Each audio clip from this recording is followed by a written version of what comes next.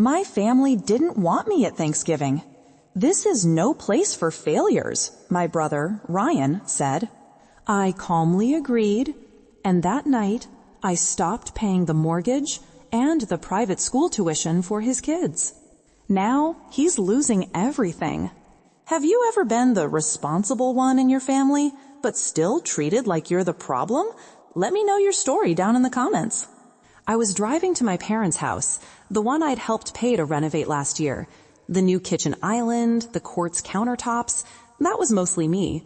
I told myself it was what you do for family. I had a store-bought pumpkin pie on the passenger seat. It felt like a small, stupid symbol of, well, me. Practical, efficient, too busy to make something from scratch.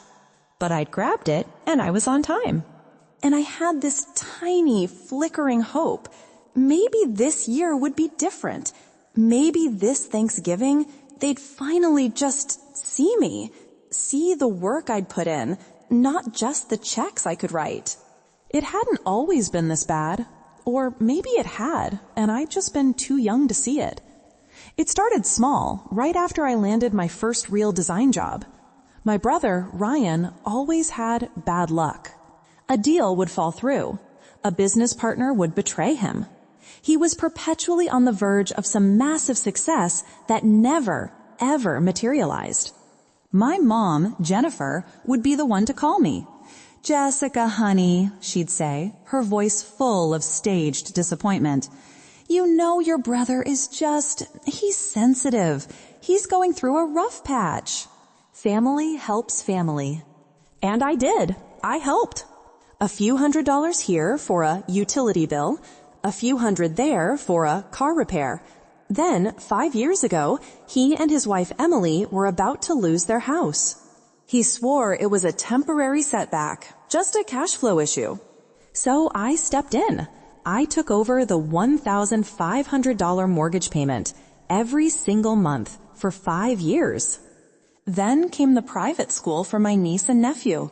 They deserve the best, Jess, Ryan had said, like he was doing me a favor. You want them to have the best, don't you? Another $800 a month. When you add it all up, when you actually look at the numbers, I had given him, over $80,000. I pulled into the driveway. Ryan's flashy, leased BMW was already parked out front, angled perfectly to block the garage. I took a deep breath, grabbed the pie, and walked inside. The air was cold, not in temperature, but in feeling.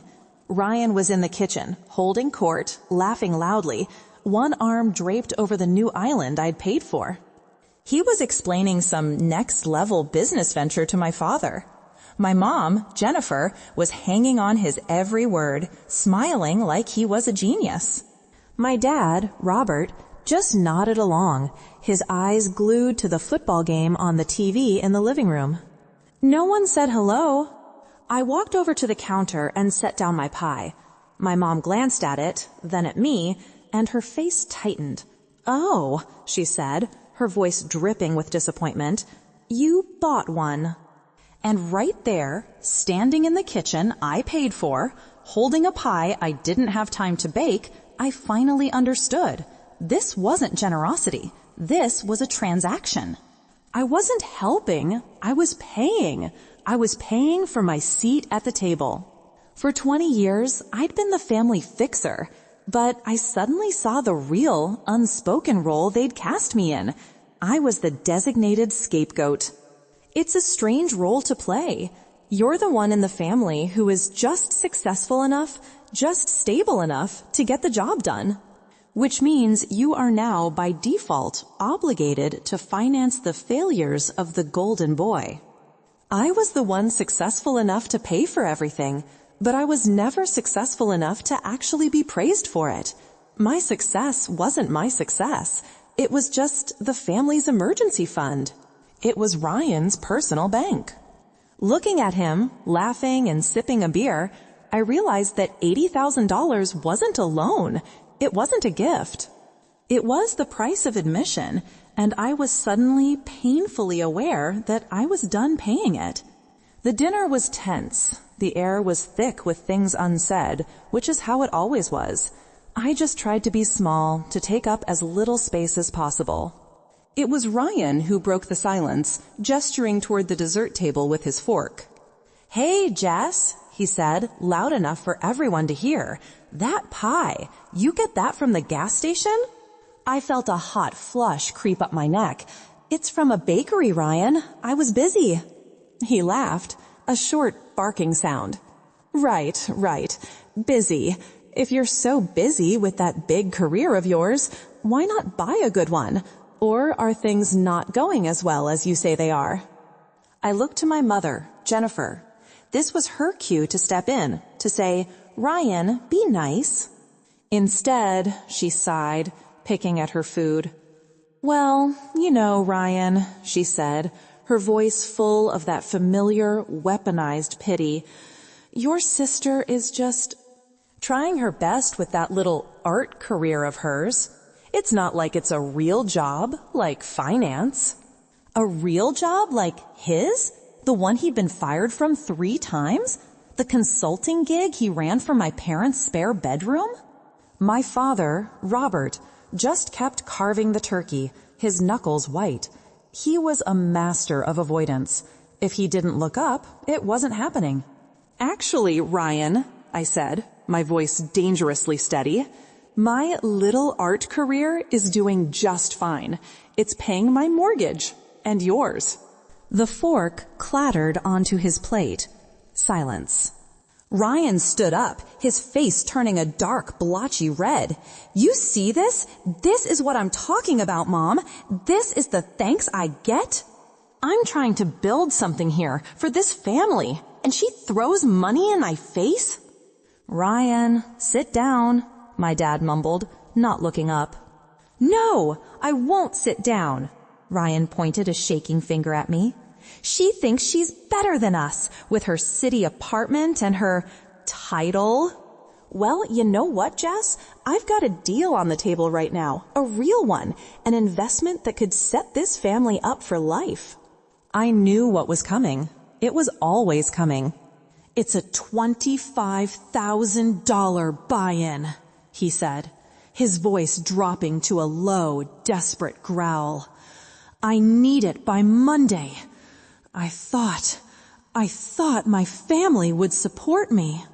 "But clearly, you're too busy buying cheap pies to care about anyone but yourself." He had done it. He had staged this entire public execution, this humiliation, all to back me into a corner.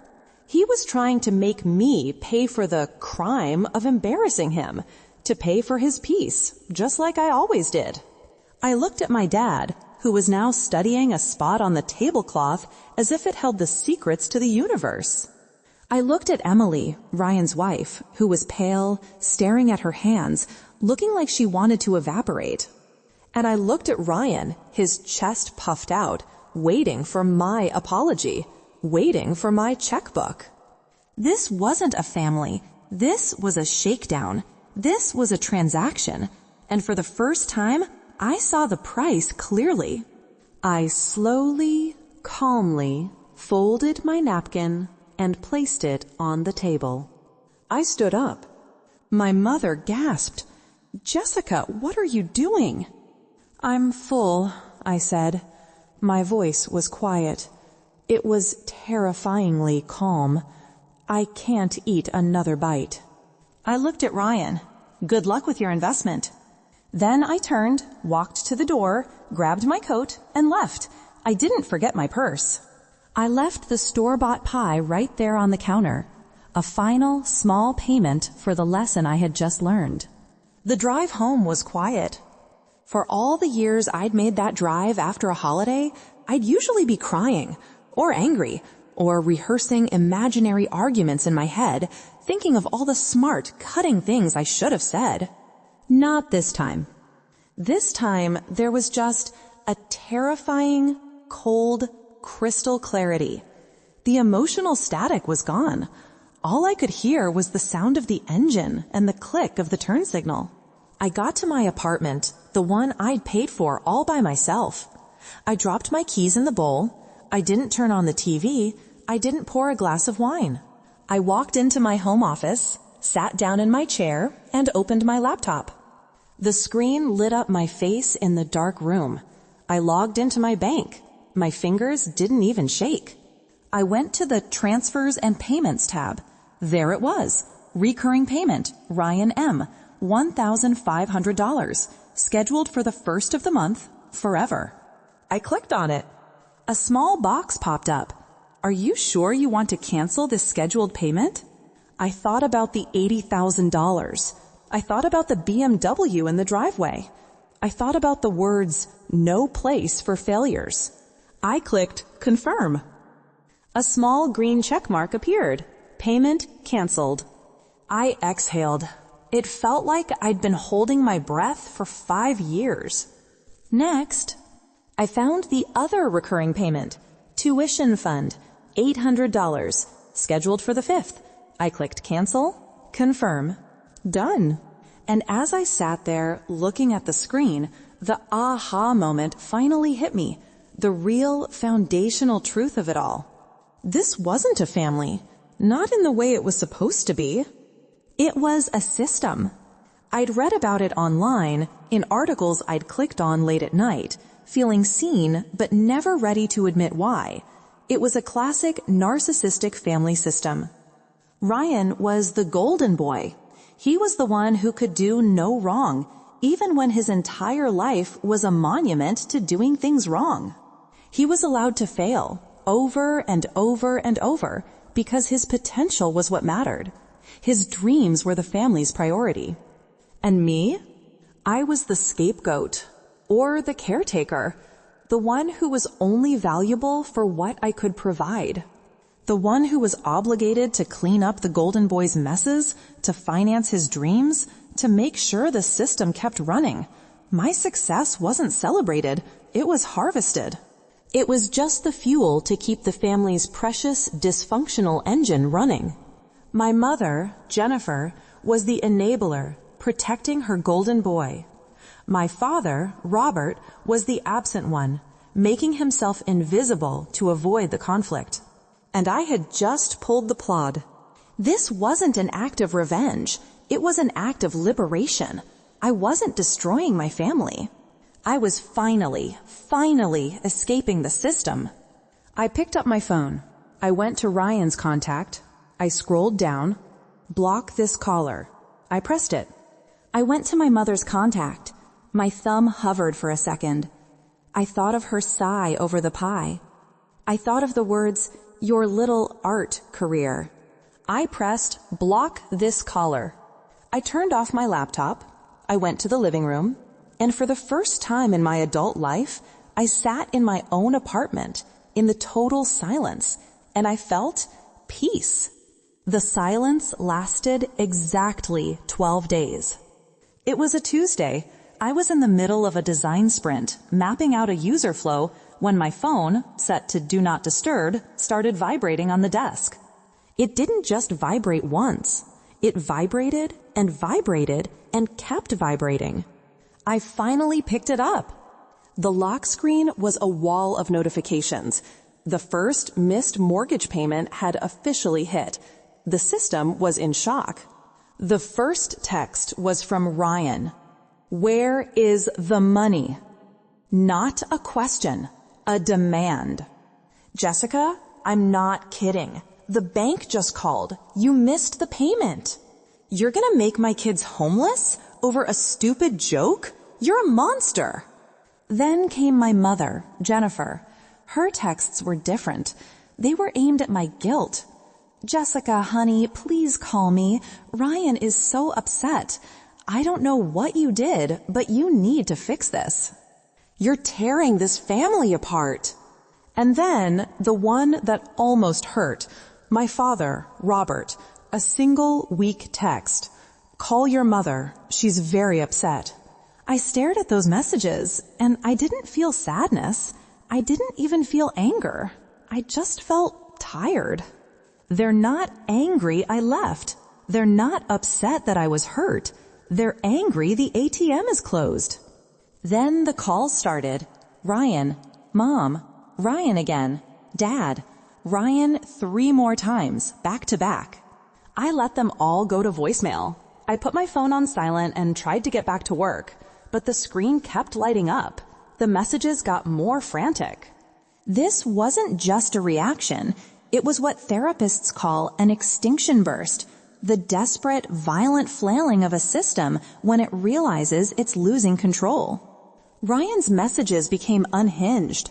I'm serious, Jess. This isn't just the house. I have people I owe. You don't understand what you're doing. You think you're so smart, hiding in your apartment? You're going to pay for this. Emily is losing her mind. The kids are crying. This is all on you. My mother tried a different tactic. She sent a photo. It was of my niece and nephew smiling in their school uniforms.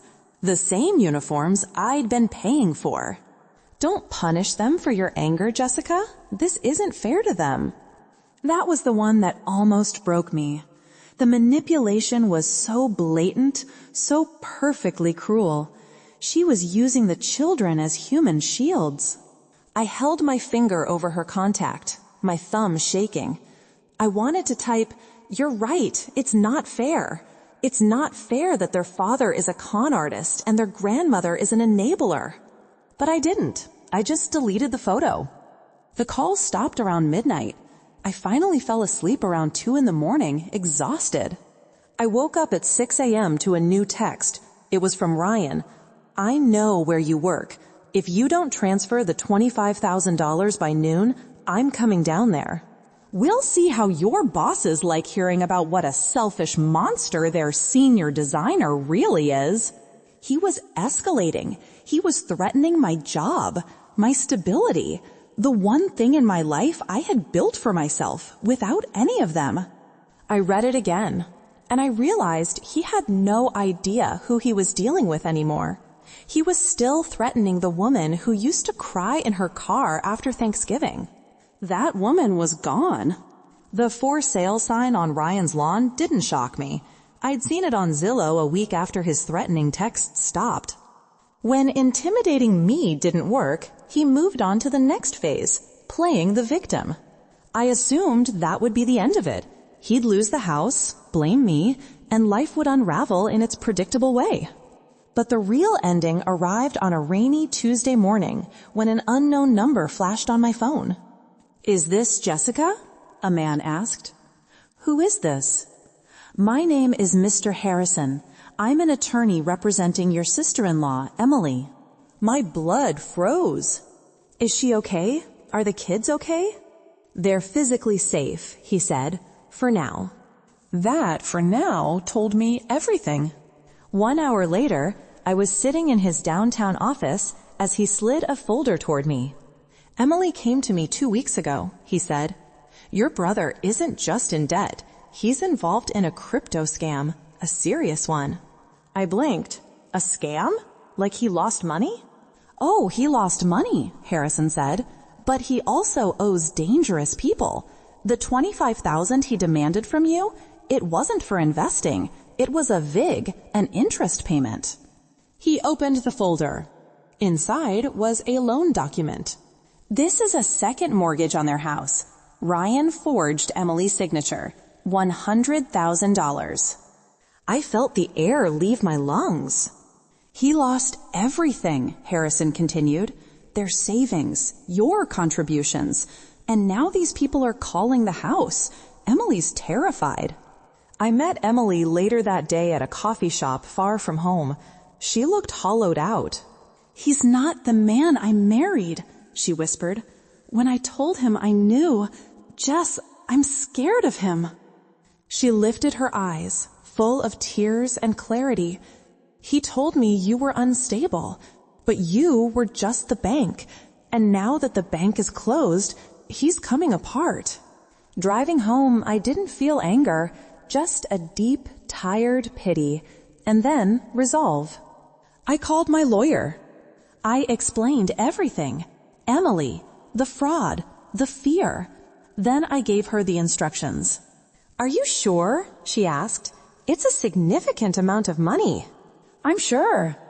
This wasn't for Emily, or revenge, or even justice. This was a final act of breaking the cycle. I would not fund Ryan's addictions ever again.